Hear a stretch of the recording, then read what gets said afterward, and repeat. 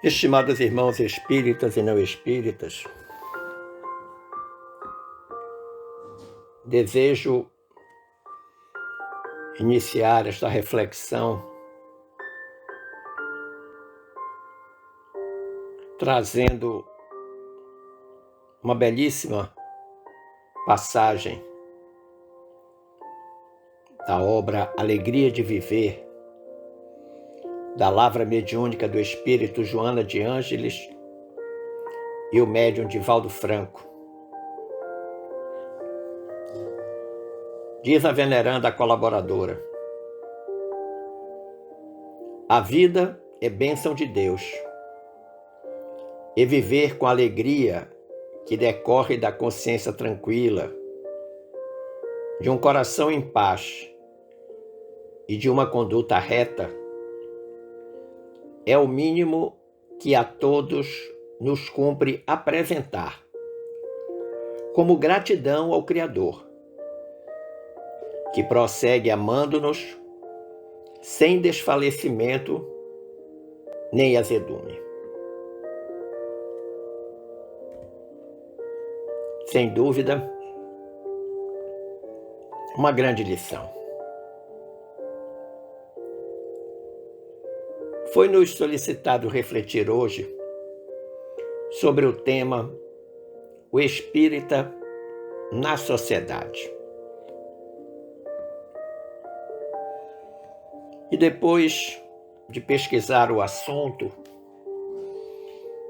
tanto nas obras da codificação quanto na literatura subsidiária, optamos por organizar esta reflexão a partir de 6 lições que julgamos necessárias para definir o papel do espírita na sociedade.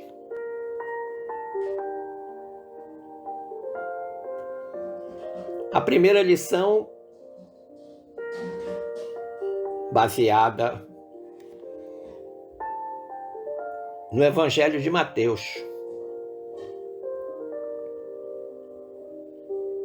Amar a Deus sobre todas as coisas e ao próximo como a si mesmo é a grande responsabilidade do espírita na sociedade.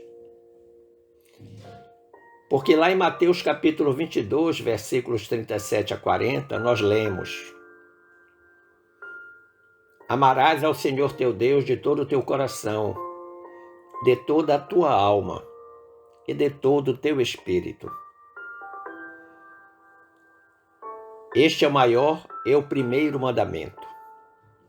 O segundo é semelhante a esse: amarás o teu próximo como a ti mesmo. Desses 2 mandamentos dependem toda a lei e os profetas. Mas a grande pergunta que se faz é: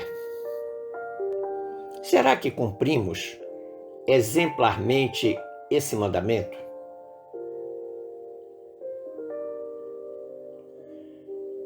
Devemos considerar que, em relação a Deus, normalmente nós estamos num processo de louvação seguido de um petitório. Louvamos a Deus e logo em seguida lhe pedimos alguma coisa. Talvez sejam poucas as oportunidades em que louvamos a Deus e em seguida agradecemos.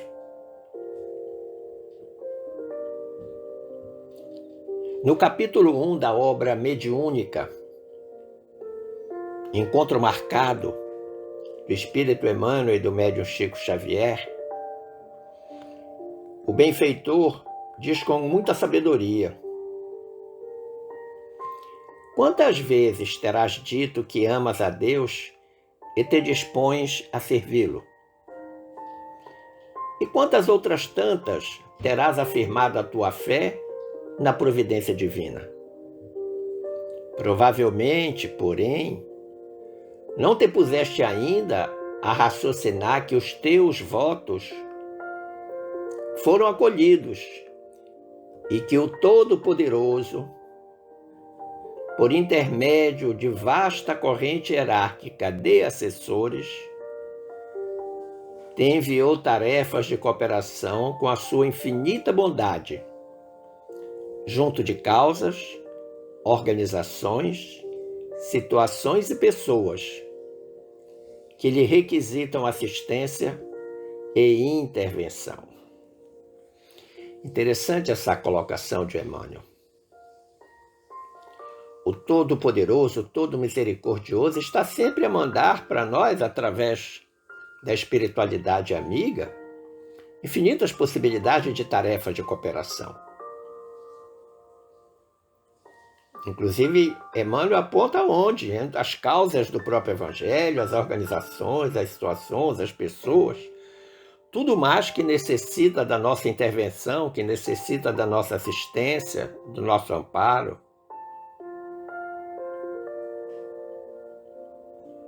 Mas ele pergunta, no início, como foi que nós despertamos para isso? E esse despertamento, agora a gente pode ir lá no capítulo 159 da obra Fonte Viva, onde Emmanuel vai nos dizer: quem ama o próximo sabe, acima de tudo, compreender. E quem compreende sabe livrar os olhos e os ouvidos do veneno viscoso do escândalo, a fim de ajudar ao invés de acusar ou de servir. É necessário trazer o coração sob a luz da verdadeira fraternidade, para reconhecer que somos irmãos uns dos outros, filhos de um só Pai. Olha que interessante. A compreensão é a primeira grande manifestação de quem sabe amar o próximo. E todo aquele que compreende, livra logo o seu olhar, o seu ouvir, daquilo que pode parecer escândalo. Ou seja, não se permite nem ver nem ouvir as coisas com esse venenoso visco do escândalo. Agora, para isso, é preciso que se abra ao coração a verdadeira fraternidade.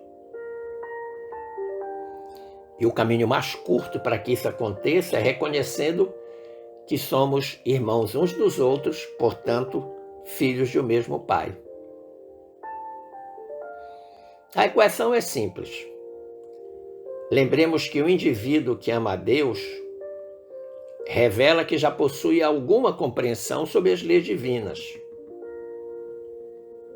que tem discernimento entre o que é certo e o que é errado, do que é moral, imoral ou amoral, assim como do que é bom ou ruim em termos de evolução humana.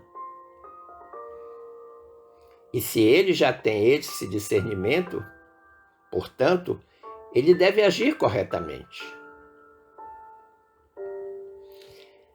Agora, se nós quisermos saber a consequência dessa prática de amor a Deus e ao próximo, basta recordarmos o benfeitor Emmanuel no capítulo 4 da obra Pensamento em Vida, quando ele disse: já se disse que 2 asas conduzirão o espírito humano à presença de Deus.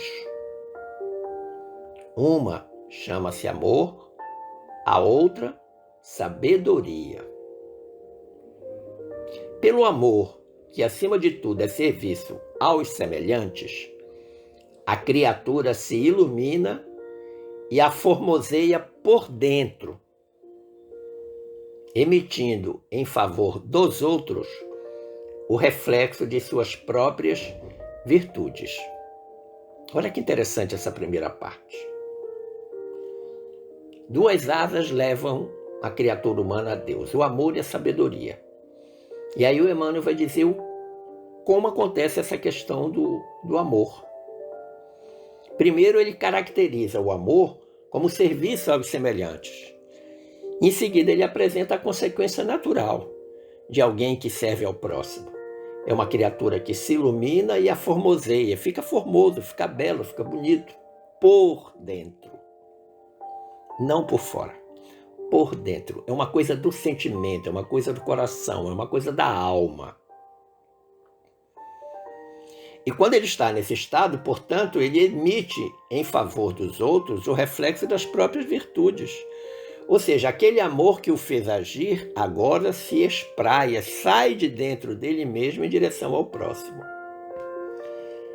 E aí o Emmanuel continua dizendo: e pela sabedoria que começa na aquisição do conhecimento, recolhe a influência dos vanguardeiros do progresso que lhe comunicam os reflexos da própria grandeza, impelindo-o para o alto.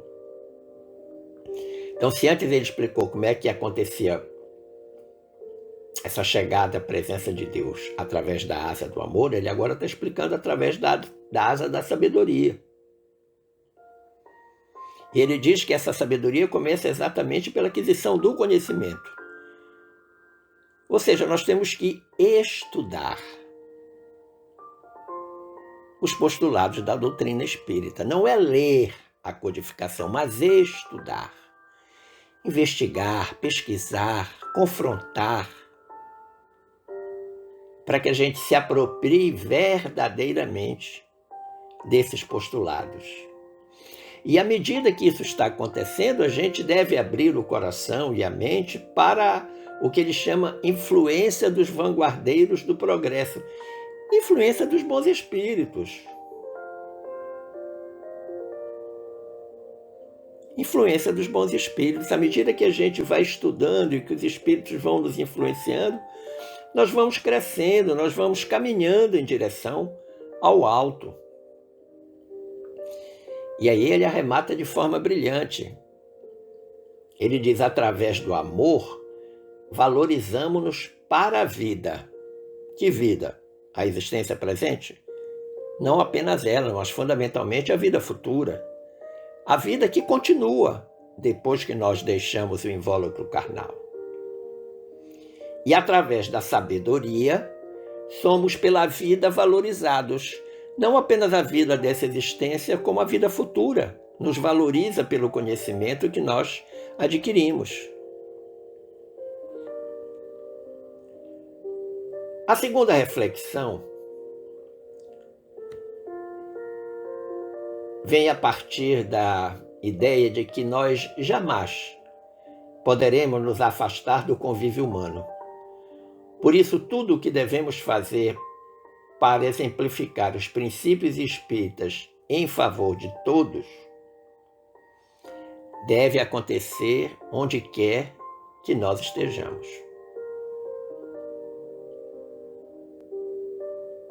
Nós somos seres gregários, ou seja, nós precisamos viver em sociedade. Recordemos lá a questão 766 de O Livro dos Espíritos, que trata da lei de sociedade, quando está escrito: certamente, ao perguntar se o homem era um ser de sociedade, os espíritos responderam: certamente, Deus fez o homem para viver em sociedade. Não lhe deu inutilmente a palavra e todas as outras faculdades necessárias à vida de relação. Ou seja, todas as nossas potencialidades físicas, mentais, psíquicas, espirituais, concedidas por Deus, são exatamente para nós vivermos esse aspecto gregário. Eu acho que por isso que o poetinha Vinícius de Moraes disse que é impossível ser feliz sozinho. Porque a realização humana não é em si mesmo, mas é sempre no outro. Nós não conseguimos nos realizar em nós mesmos. Se fizermos alguma coisa, será para alguém ou para alguma circunstância, sempre. E se essa coisa feita nos retorna com alegria, com a sensação do dever cumprido, com uma paz interior, foi necessário o outro ou a outra circunstância para que nós pudéssemos realizar algo. Agora, essa felicidade, inclusive de que fala Vinícius de Moraes, no espírita, ela deve vir pelo serviço ao próximo e pelos exemplos edificantes que demonstrem compreensão e prática das leis divinas.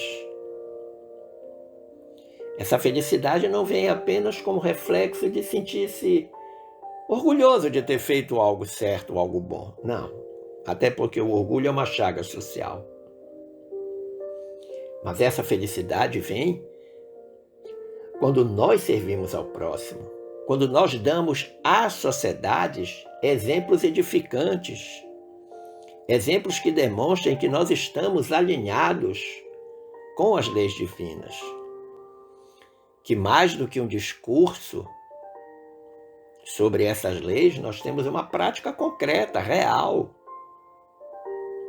Agora, essas leis, por sua vez, precisam ser estudadas permanentemente.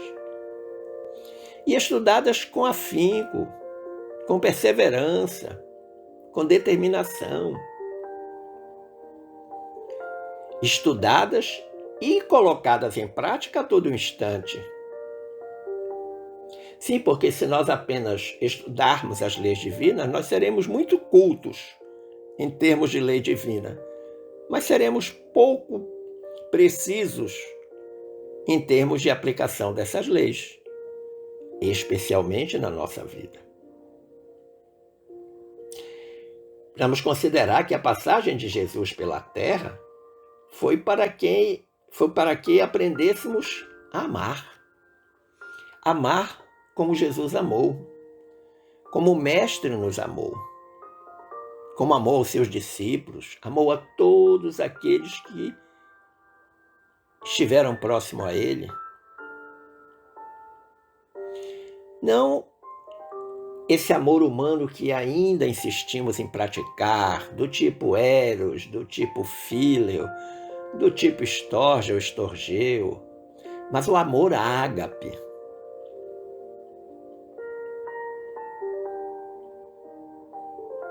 Não esqueçamos do Evangelho de João. Deus é amor.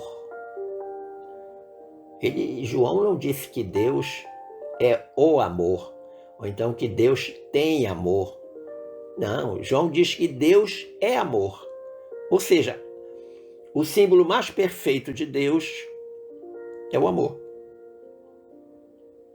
O amor que tudo suporta. O amor descrito lá na carta de Paulo aos Coríntios, capítulo 13, versículos 1 a 13. A terceira lição que nós usamos para esta reflexão acerca do espírita na sociedade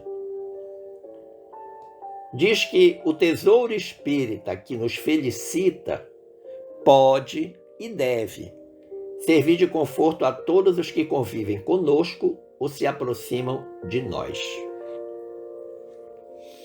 Entenda que tesouro espírita é o conjunto de todo o conhecimento que nós temos com a sua competente prática. Porque é a prática daquilo que nós estudamos que confirma se nós efetivamente aprendemos. Lembre-se que com Jesus, a renúncia será um privilégio para você. O sofrimento glorificará sua vida. A prova dilatará seus poderes. O trabalho constituirá título de confiança em seu caminho. O sacrifício sublimará seus impulsos. A enfermidade do corpo será remédio salutar para sua alma. E a calúnia lhe honrará a tarefa. Mas você pode estar pensando, poxa, Nelson, você apresentou aí um menu, uma lista de coisas tão difíceis. Renúncia, sofrimento, prova, trabalho, sacrifício, doença, calúnia. Como fazer disso um tesouro espírita? Exatamente pela compreensão apontada pelo Emmanuel, porque essa recomendação que eu acabei de apresentar agora é do André Luiz, lá na obra Agenda Cristã. Mas, para aquele que está com Jesus, permanentemente, no coração e na mente, agindo como Jesus agiria, aí entende que a renúncia é privilégio, que o sofrimento vira uma glória para a própria vida, que as provas ampliam as nossas potencialidades, que o trabalho passa a ser título de confiança, que quando tivermos impulsos, principalmente os negativos, o sacrifício de não executar a coisa errada vai sublimar esses impulsos, que a enfermidade do corpo físico será um remédio para a saúde da própria alma. E aí nós vamos ter que testar a nossa resignação, a nossa confiança. E que todas as vezes que formos caluniados, deveremos perdoar, como Jesus recomendou.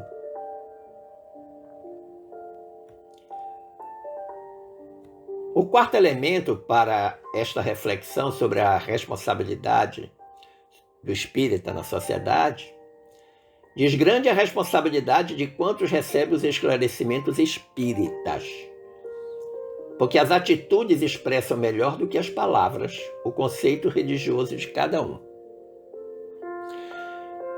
Muitas vezes nós ficamos no discurso espírita, no proselitismo,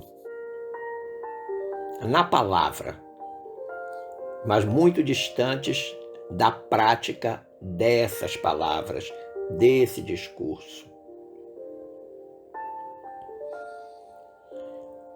Porque é fácil dizer, difícil, talvez seja fazer. O discurso é fácil de ser proferido, mas realizá-lo através da prática cristã requer muito esforço de vontade, paciência, humildade, resignação, caridade, prudência, sabedoria, potencialidades essas que todos nós trazemos no espírito e que na condição de alma, enquanto encarnados, podemos colocar em prática. Por essa razão, eu creio que vale a pena lembrar André Luiz, lá no capítulo 9 da obra Conduta Espírita. Nesse capítulo, André Luiz nos orienta dizendo: cada espírito responde por si mesmo. Portanto, não há terceirização dessa responsabilidade. Cada um é responsável pelo que diz, pelo que faz. E ele diz mais: e por isso é necessário libertar-se das injunções sociais que funcionam em detrimento da fé que professa e desapegar-se do desculpismo sistemático com que possa acomodar-se a qualquer atitude menos feliz. Olha que interessante. Evidentemente que na condição de espírita, na condição de cristão, de uma forma geral, nós somos muito cobrados na sociedade. As pessoas estão, usando uma linguagem popular, de olho em nós. E nós temos que ser muito coerentes entre o que dizemos e o que fazemos. E muitas vezes nós somos cobrados pela própria sociedade, em função da prática religiosa que temos,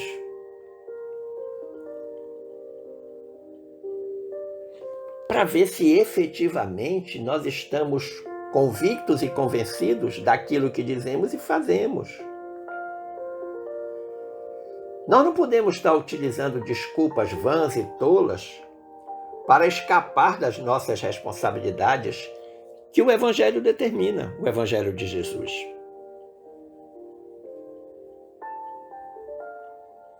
Nem tampouco podemos utilizar a desculpa do eu não sabia. Muitos não querem o conhecimento porque sentem-se emparedados por essa responsabilidade. Você agora sabe, você agora conhece. E por que está fazendo? Claro que estamos nos referindo às coisas erradas, aos equívocos, às imperfeições. Quando Raul Teixeira diz que é fácil entrar no espiritismo, difícil o espiritismo entrar na criatura, ele está nos lembrando exatamente isso. À medida que nós nos aprofundamos no estudo sistemático da doutrina dos espíritos e vamos aplicando os postulados na nossa vivência diária, nós ficamos reféns desse conhecimento e dessa prática. E a sociedade está atenta aos nossos movimentos, exatamente porque quer cobrar-nos coerência, ao mesmo tempo em que passamos a ser espelho. As pessoas começam a ver que a nossa conduta é a mais acertada e entram no processo de fazer igual, copiar o bom exemplo. E isso é bom. Isso é evangelização. Quando diante de uma situação difícil, num grupo social, nós temos uma postura cristã, sem dúvida, naquele momento nós estamos fazendo evangelização. E isso é muito importante. Aliás, isso é o que Jesus deseja de nós. E o André Luiz diz, não esqueçamos que a evolução requer da criatura a necessária dominação sobre o meio em que nasceu. O meio em que nós estamos é o laboratório onde nós faremos todos os testes e todas as provas necessárias para a nossa evolução. E deles, o mais difícil é o meio família, seguido do meio no ambiente de trabalho. Agora, nós não podemos permitir que as circunstâncias do meio ditem o nosso modo de vida, nos dominem. Nós vamos ter que ter a coragem de enfrentar esse meio com altivez, com sabedoria, com prudência, com inteligência, com responsabilidade, com caridade. E o André Luiz diz ainda, perdoar sempre. Então não há regime de exceção, é sempre. As possíveis e improcedentes desaprovações sociais da sua fé. Quantas vezes somos criticados pela fé que exercitamos, né? Temos que perdoar essas criaturas. Não precisamos brigar com ela, nem tampouco fazer um discurso de convencimento, não. Vamos convencê-los pela atitude, pela conduta real. E a mais simples e também a mais difícil vai ser perdoar a criatura. Confessando, quando preciso for, a sua qualidade religiosa. Então o André Luiz diz confessando, mas quando preciso for, não precisa toda hora estar tentando fazer o discurso do convencimento espírita. Não. E aí ele mostra o caminho, principalmente através da boa reputação e da honradez que lhe exornam o caráter. Olha que interessante. A reputação e a honradez, virtudes éticas. A ética do servir, a ética do comportamento, a ética do pensamento, a ética da fala, a ética do ouvir, isso tudo nos deixa numa condição de bons evangelizadores no meio em que nós estamos, seja ele a família, o trabalho, o ambiente social. O quinto elemento a ser utilizado nesta reflexão espírita na sociedade diz respeito a que no momento crítico de transição pelo qual atravessa a Terra, e quando tantas portas se abrem para o erro e o vício, necessitamos nos alicerçar da oração, na vigilância e no trabalho cristão, para superar os apelos inferiores e buscar uma condição evolutiva melhor para os nossos espíritos. Esse é um grande desafio do espírita na sociedade. Uma sociedade que pauta a sua conduta nas facilidades, no supérfluo, no aspecto de querer levar vantagem, nos vícios de todas as formas e todas as cores. Agora, para enfrentar isso, existe aí uma orientação segura e que nós encontramos nas obras da codificação e muitas obras subsidiárias do Emmanuel, da Joana de Ângeles, do Bezerra de Menezes, do André Luiz, de todos esses espíritos de escola que ao longo desses quase 100 anos têm contribuído para a evolução espiritual de todos nós.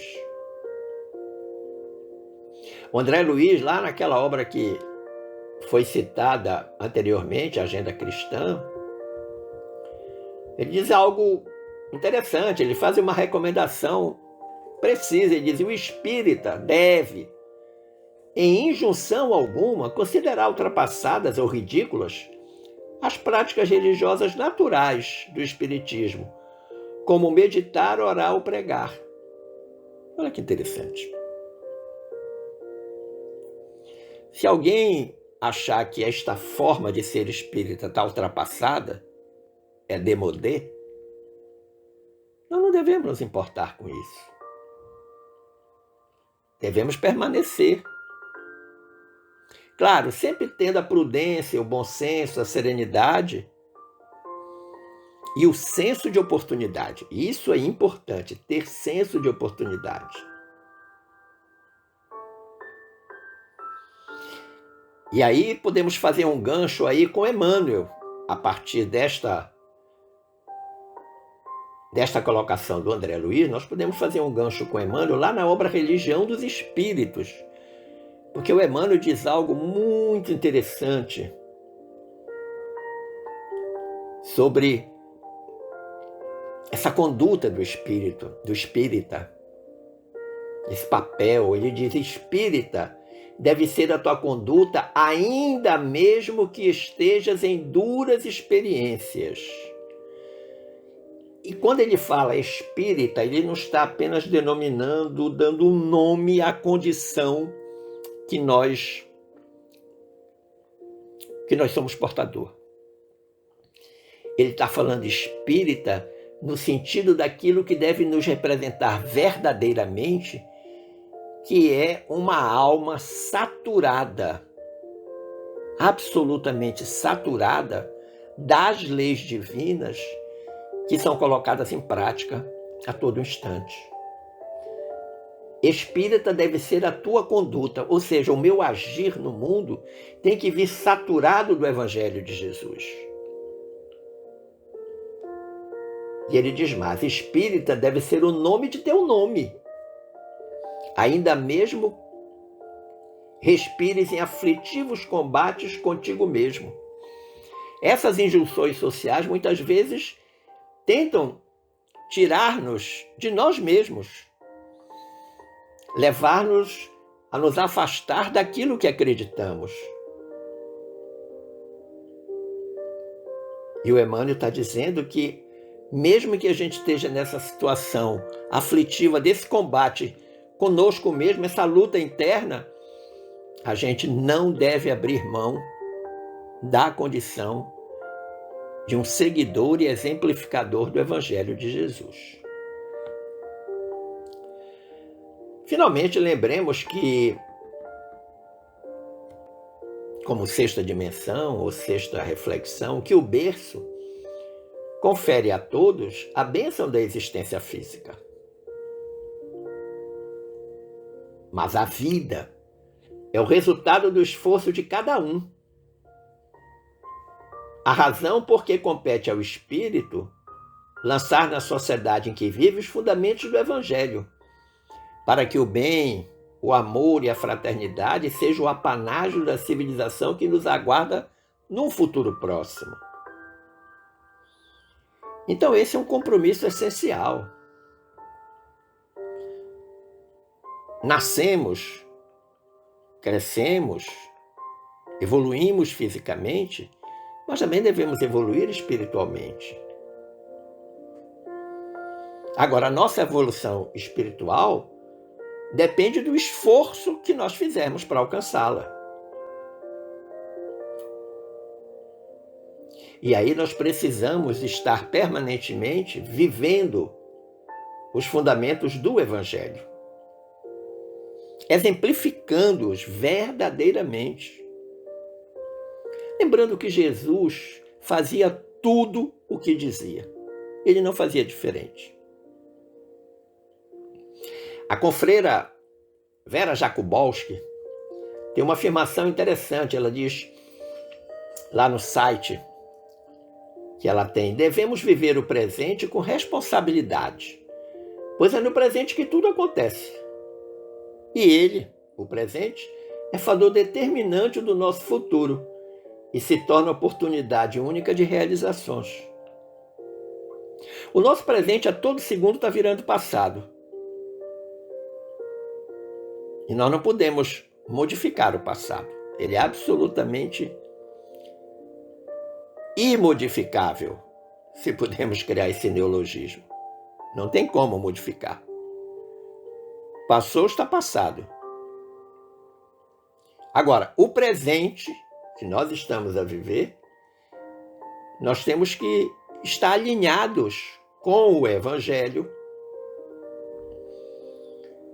porque é a grande e única oportunidade que nós temos em relação à vida futura.